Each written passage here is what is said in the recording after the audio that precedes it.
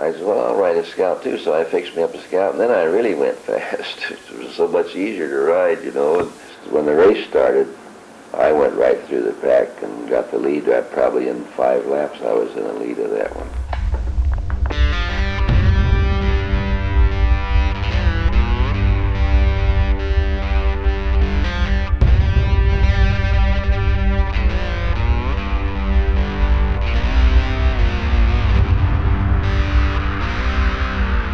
As long as they've been around, motorcycles have been a vehicle for self-expression.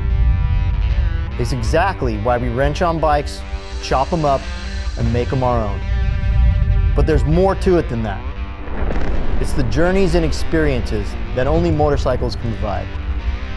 We're not just riding, we're writing our life stories, one unforgettable ride at a time. It's a life worth living and stories worth sharing.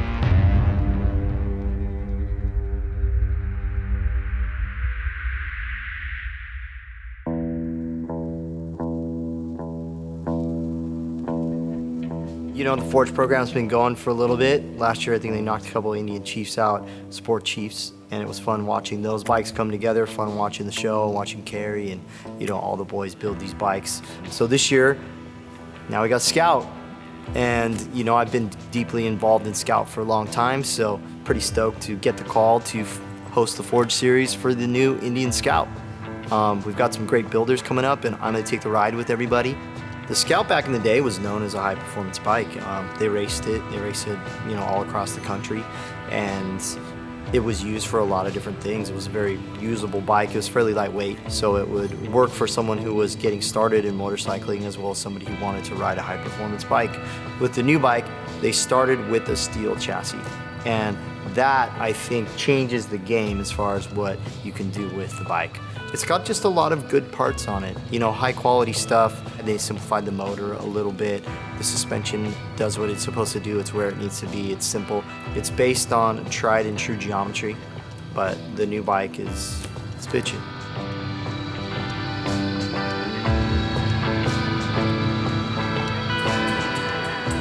Right from the get-go, we realized Aaron was a talented guy and he was capable of doing a lot of different things.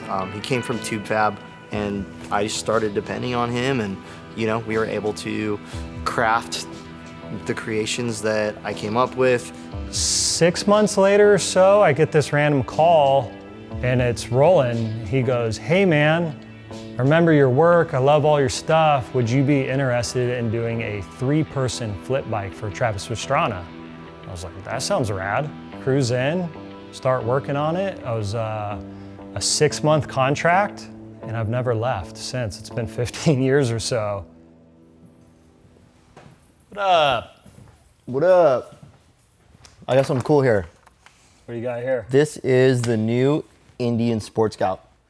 Nice. And so there's a brand new Scout platform, a little bit more traditional package. The power plant's been restyled, and this is the Sport Scout version of it. So this is the bike that we're gonna be getting. Our inspiration from the bike is Ed Kretz. Nice. So Ed Kretz, historical Indian racer, a family affair as well, built a lot of high-performance Indians back in the day. So my thought process, hey, we race super hooligan bikes, we race FTRs. Let's just take these 2 bikes and combine them, man. You know, we already understand the suspension and everything on FTR, and I think it won't be that crazy difficult to put an FTR front end and potentially even an FTR swing arm on the bike. But if we do the FTR swing arm and we do the FTR front end, that means we can use our new Dimag RSD collab wheels.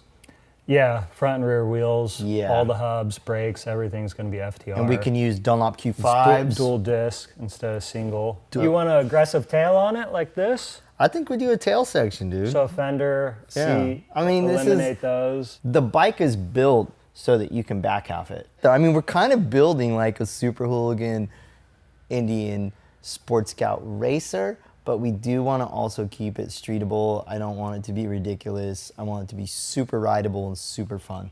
Yeah, I think if Ed Kretz was building Indians today, this is the kind of project that he would take on.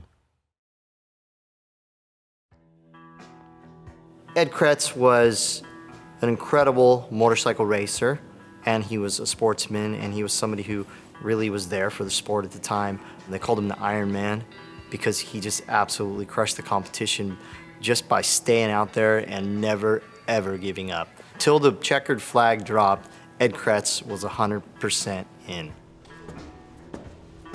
What's up, guys? How are we? Good to see you. Thanks for coming. You're welcome. Good timing. Just got this treasure trove of stuff you guys might want to check out. We're like embarking on this Indian project with the brand new Scout. Yeah. And like we are building a high performance version of this thing, so, you know. I don't know if there's more Kretz stuff in anybody's collection than this. Really like this, like, just handwritten with the Indian Right. logo. Let's get the and whole the different script. pen out. Yeah. Count the Indians on the road, count the others on the roadside. Yeah. So good. So I dig deeper into this case and there's these micro cassettes. What? Which I assume was an interview. Deeper in the briefcase seems like a transcribed version of probably what's on these tapes, the Ed Kretz story. And it talks about him getting into bikes. He'd actually bought a 23 Chief. Ed was actually the type of guy who would ride his bike when he first started. He would ride his street bike to the racetrack. He'd take everything off of it, race it, put it back together and ride it home. Ed Kretz is a full hooligan. After reading about him, I was like, this guy's a wildcat. He would have been super fun to hang out with, you know? So I guess there are some parallels there between me and Ed Kretz when I think about it. That should go on the bike. Would you be very upset if I asked you to take your silly ass problems down the street? You gotta love the old guys. Oh, you gotta love that. That bike is trick. Restored to a show-winning condition by Sammy Pierce, number 38 is in the same trim as it was in 37 when Kretz won the Daytona 200. I said, well, I'll ride a Scout too, so I fixed me up a Scout, and then I really went fast. It was so much easier to ride, you know, and when the race started, I went right through the pack and got the lead. Probably in 5 laps, I was in the lead of that one. No footboard, my hands blistered. I was running just as fast at the finish as I was at the start. The thing I love the most about working on motorcycles, building them, it's the process. I get my dopamine out of building it. So creating something from scratch. I might not ride that much myself, and a lot of people also ask me like, aren't you gonna be bummed when this thing leaves? I'm like, no, because if this thing doesn't leave, I don't get to build another one. I want to see this thing grow so it can leave. That's the whole point. So I'm really much into creating. I love creating new bikes. I have a lot of great opportunities working with Roland. He feeds the machine back here. If it wasn't for him, I wouldn't be doing the amazing things that I'm doing. So that's pretty cool.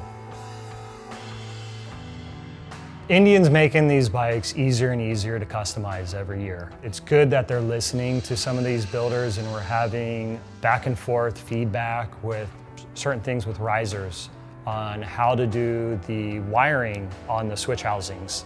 So someone doesn't have to cut and splice just to change out their handlebars. That's typically the first thing that gets changed, handlebars and a seat.